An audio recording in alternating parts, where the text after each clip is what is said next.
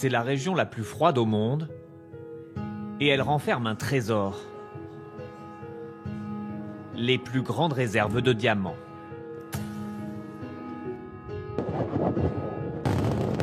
Pour aller chercher ce que la Terre a mis des millions d'années à fabriquer, il faut creuser, puis purifier les diamants bruts jusqu'à révéler leur éclat. Ces ouvriers embarquent dans un vieux coucou pour un peu plus d'1 heure de vol, direction Nakhine.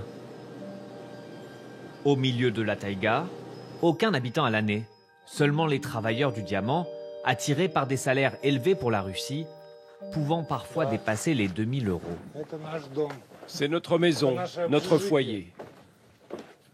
Ils sont 800 à alterner 15 jours de repos, puis 15 jours de travail, loin de chez eux. C'est ma chambre, là où je dors pendant 2 semaines. Édouard Maïski est un des artificiers de ces 2 mines géantes exploitées depuis une vingtaine d'années. Presque tous les jours, c'est lui qui prépare les explosifs. La partie jaune, c'est le système de mise à feu électrique avec un détonateur. Si on les connecte, ça provoque une explosion. Soigneusement, il va en installer 150. On le descend jusqu'à 18 mètres. Un travail de précision, éprouvant dans le vent et par moins 25 degrés.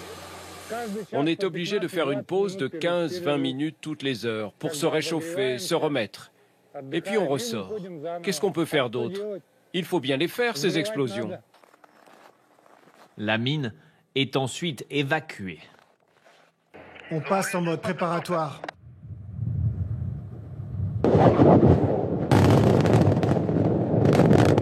Les 2 mines de Nakhine sont parmi les plus productives au monde. 1800 kilos de diamants bruts l'an dernier, cachés sous des millions de tonnes de terre, qui sont évacués par camion 24 heures sur 24 jusqu'à trouver la précieuse kimberlite. Voilà de la kimberlite. Regardez, il a une teinte verdâtre.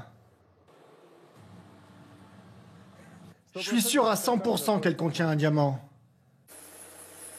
Cette roche est ensuite concassée et triée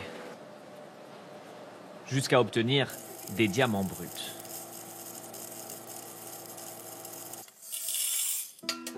À partir de là, c'est le royaume des femmes. Et plus question de perdre un seul carat. Tout est pesé, répertorié, jusqu'à la purification. C'est un peu comme une dinette. Pour enlever toute impureté, les diamants sont plongés dans plusieurs acides, selon une recette secrète appelée la vodka des tsars. Vous offrez de la beauté aux gens. Et après, quand ça finit en bijoux, c'est superbe. Le tri est un travail fastidieux. Ce sont les yeux qui fatiguent en premier. Chacune voit passer des centaines de diamants. Quelqu'un qui voit ça pour la première fois sera impressionné. Mais pour nous, ce n'est que la matière sur laquelle on travaille. Mais Lyudmila Prohorenko garde un faible pour certaines pierres. J'aime ces diamants en particulier. Ils sont très beaux. Ils ont une forme incroyable. La bonne forme. Il faut dire que le diamant, elle est tombée dedans toute petite. Elle avait 1 an quand ses parents sont venus s'installer ici. Myrni, fondée par les soviétiques il y a 65 ans, au bord de ce qui allait devenir la plus grande carrière du monde. 1,2 km de diamètre, aujourd'hui à l'arrêt. Mais c'est à Moscou que finissent les plus belles pierres. Ici, un ordinateur va d'abord déterminer la taille optimale. Regardez. Forme ronde 7 carats, en ovale 9 carats.